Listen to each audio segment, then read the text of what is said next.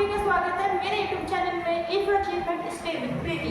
और आज हम पढ़ेंगे पार्ट 2 में सत्ता के वैकल्पिक केंद्र 12th क्लास पॉलिटिकल साइंस का चैप्टर, जिसमें हमने पहले बातचीत की थी कि हमारा जो विश्व है उसमें तीन नई मुख्य शक्तियाँ उभर कर आ रही हैं, जिसमें से आसियान और यूरोपीय संघ के बारे में हमने पिछली वीडियो में बातचीत कर ली थी। अब हम करेंगे यहाँ पे चीन के बारे में बातचीत कि जो चीन है ना, आजकल अगर देखा तो ये भी बहुत तेजी से विकास कर रहा है। तो ये क्यों कर रहा है या फिर इसका जो विकास है किस तरीके से होगा, हमें ये चीज़ पढ़नी है। तो चलिए शुरू करते हैं बिना किसी देरी के।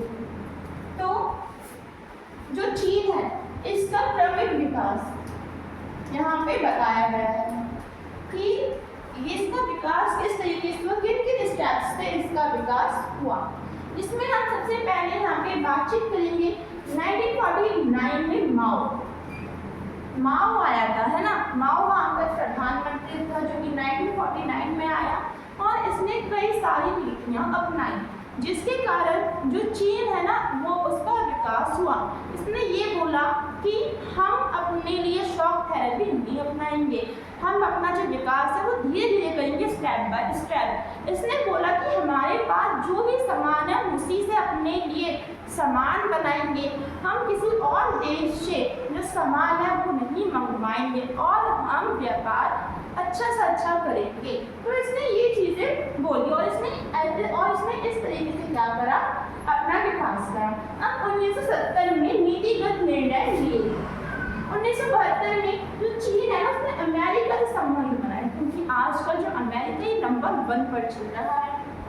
और 1973 यह आपका इम्पोर्टेंट पॉइंट, ठीक है, जो चाउ एनलाई वहाँ के जो प्रधानमंत्री है उन्होंने बोला कि अगर चीन को विकसित होना है तो उसे 3 चीज़ों पे ध्यान देना है, तो उसे 4 चीज़ों पे ध्यान देना है।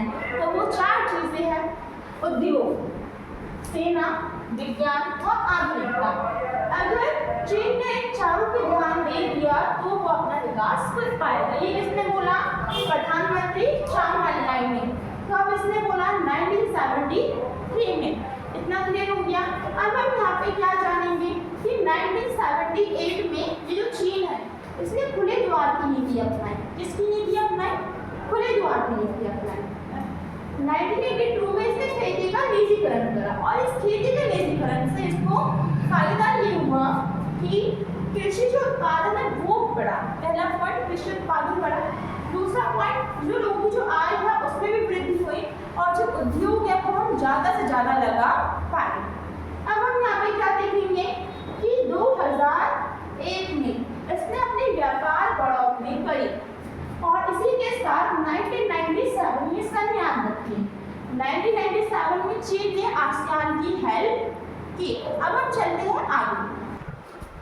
तो देखिए अब हम यहाँ पे ये जानेंगे कि हमारा जो चीन है ना इसकी कमियाँ कौन कौन सी है। ये इतना ज़्यादा विकसित हो गया फिर भी यहाँ पे हमें बहुत सारी जो कमियाँ हैं वो दिखाई देती है।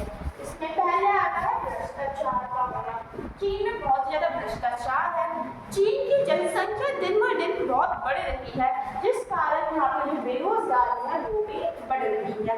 इतना क्लियर हो गया हम लोगों को कि भाई जो चीन है उसका विकास किस तरीके से हो और उसमें भी कौन कौन सी खामियाँ हैं जो कि उसके लिए नुकसानदेह बनते जा रही है। अब हम यहाँ पे क्या पढ़ेंगे, रिलेशन। हम है ना पोल साइंस के छात्र है ना, और हम यहाँ पे क्या पढ़ेंगे कि किस किस देश की जो पॉलिटिकल जो सिस्टम है वो किस तरीके से है। हमें इसके साथ अपने इंडिया को भी हर देश से हर संघ से रिलेट करते हुए चलना है, ये बात मत भूलिए। तो अब हम क्या करेंगे, यहाँ पे चीन और जो इंडिया है ना उसके रिलेशन के बारे में भी हमें यहाँ पे पढ़ना पड़ेगा। तो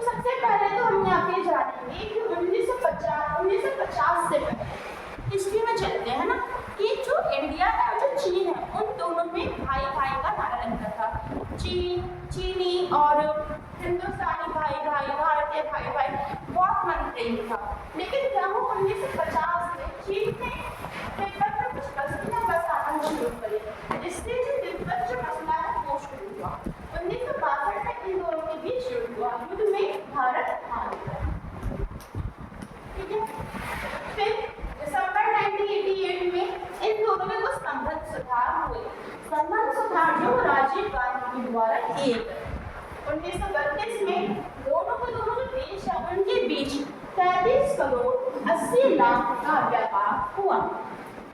2006 में जो दोनों जो देश है उनके बीच 18 अरब डॉलर तक का व्यापार बढ़ा।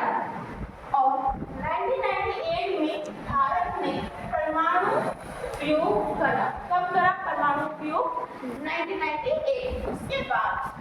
लेकिन फिर भी भारत के लिए जो तीन देश है ना ये खतरनाक माने जाते हैं, म्यांमार, बांग्लादेश और चीन।